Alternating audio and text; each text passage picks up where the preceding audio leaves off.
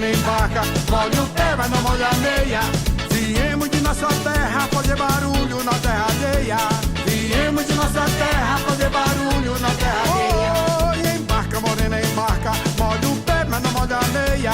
Embarca, morena embarca. Tava dormindo, Cangoma me chamou.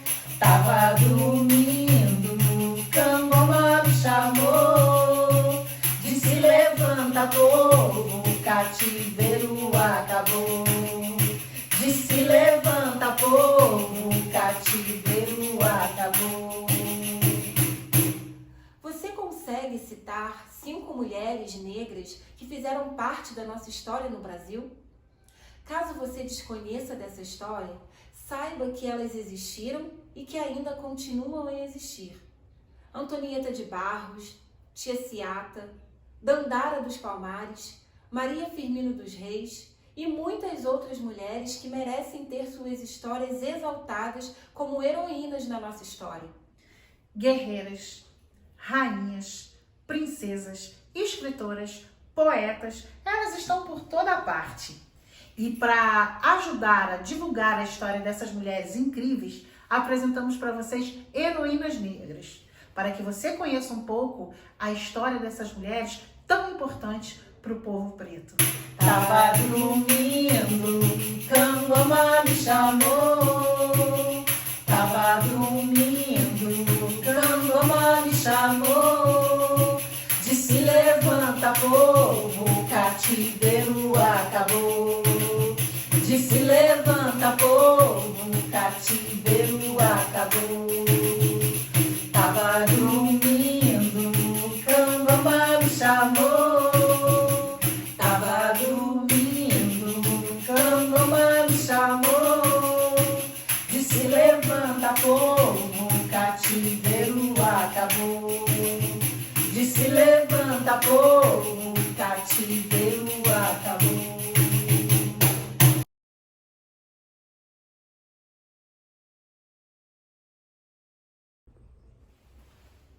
Lá na África, na região da Nigéria, em Benim e Togo, existia um povo que adorava contar histórias. Eles se encontravam embaixo de uma árvore encantada, que cantava e que contava as histórias. Mas além de cantar e contar as histórias, essa árvore adorava ouvir as histórias. De dia, as crianças brincavam, os adultos trabalhavam e as mulheres teciam seus artesanatos. E isso perdurou durante muito tempo. Todos os dias eles se encontravam debaixo dessa árvore para contar as suas histórias. Um dia chegou na cidade um senhorzinho mau, cujo chefe era um senhorzinho, que mandou prender todo aquele povo, inclusive as suas riquezas, e também pegou a árvore encantada. Todos foram colocados dentro de um navio e trazidos para o Brasil, e a árvore encantada virou móvel. O povo trabalhava muito duro e já estavam perdendo até as suas esperanças. Mas dentre aquele povo existia uma mulher, Aidê, de pele negra, escura como a noite, e tinha os olhos esverdeados como esmeraldas. E ela havia percebido que tinha ainda uma semente e daquela árvore encantada. Então ela pegou aquela semente e enterrou. E a árvore cresceu uma linda árvore que cantava. Toda vez que passava um preto perto daquela árvore, a árvore cantava. Tava dormindo, Cangoma me chamou. Tava dormindo, Cangoma me chamou. Disse levanta povo, o cativeiro acabou. Disse levanta povo, o cativeiro acabou. E isso perdurou durante muito tempo. Um dia o senhorzinho, passando pela aldeia, percebeu Aidê e por ela se encantou e quis se casar. Mas Aidê não quis se casar com ele, então Aidê fugia de um lado para o outro. Até que um dia, já cansada dessa perseguição, Aidê encostou debaixo da árvore e começou a chorar. A árvore então, com tristeza de ver Aidê daquela forma, cantou. Aide é uma negra africana, tinha magia no seu cantar, tinha os olhos esverdeados e sabia como cozinhar. Senhorzinho ficou encantado com a Aide, ele quis se casar. Eu disse, Aide, não se case, vai pro quilombo pra se libertar. Aide, foge pra Camugere, Aide, foge pra Camugere, Aide, foge pra Camugere, Aide, foge pra Camugere. Então, foi assim que a Aide fez. Ela fugiu pelo mato e chegou até o quilombo. Chegando lá, ela encontrou sua irmã fazendo as bonecas sem costura, que só o seu povo reconhecia. Aquelas bonecas eram um símbolo do encontro. As duas se abraçaram e pensaram em um plano de voltar até a fazenda e ajudar a seus irmãos a fugirem de lá. Elas pensaram então em colocar no caminho as bonecas, marcando o caminho para a chegada no quilombo. Com o tempo, quando muitos já tinham fugido, elas renovavam essa pista. Um dia, as irmãs resolveram voltar à fazenda. Chegando lá, elas encontraram um senhorzinho tentando queimar a árvore encantada. Elas então tiveram um plano. Pegaram uma cabaça, encheram de água para tentar apagar o fogo, mas já era tarde. A árvore já estava toda queimada.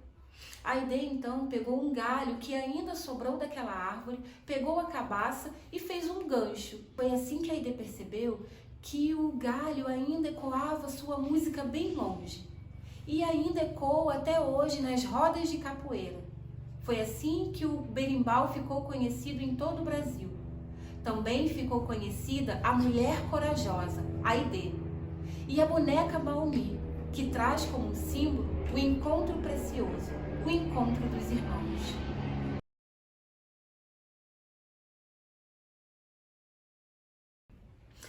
Você certamente já ouviu falar de Zumbi dos Palmares. Então, eu peço a sua atenção para contar uma história que, por incrível que pareça, talvez você não conheça. O Quilombo dos Palmares, por Zumbi, durante muitos anos foi liderado.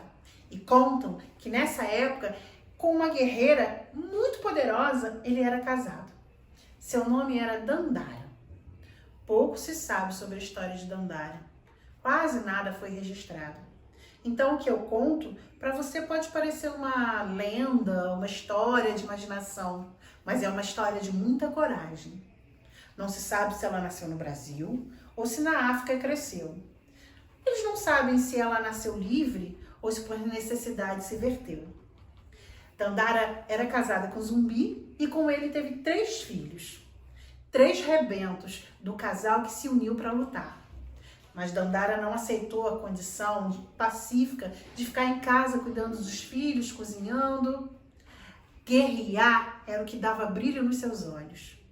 Dandara queria sair, lutar e o seu povo defender. O sonho da liberdade, Dandara cultivava. Só que ela tinha um diferencial, ela era muito radical. Ela não aceitava negociar com os senhores do racismo, que ofereciam terras em troca da paz, mas que no fundo era puro cinismo. Dandara pensava que a liberdade para poucos não acalmava o coração. Se o quilombo existia, por todos ele lutaria, sem fazer exceção. É por isso que Dandara acreditava no guerrear.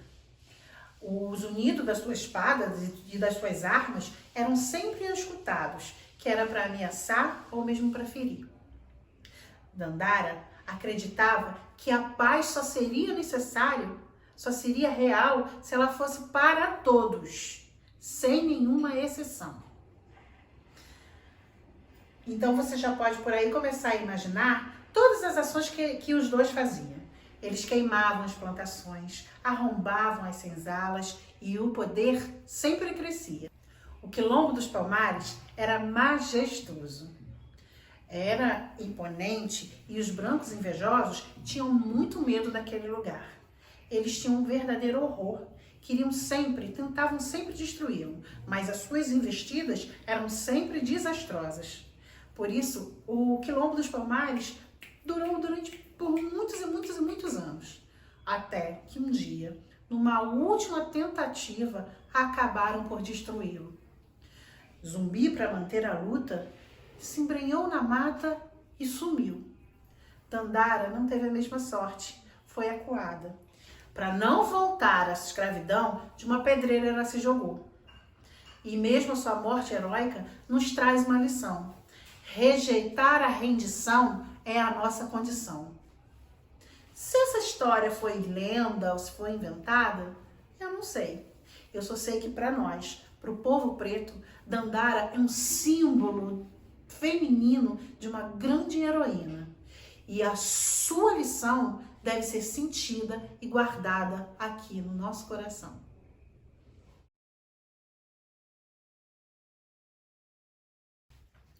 Hilária Batista de Almeida, a tia Ciata. Todo mundo que gosta de samba já ouviu falar dela.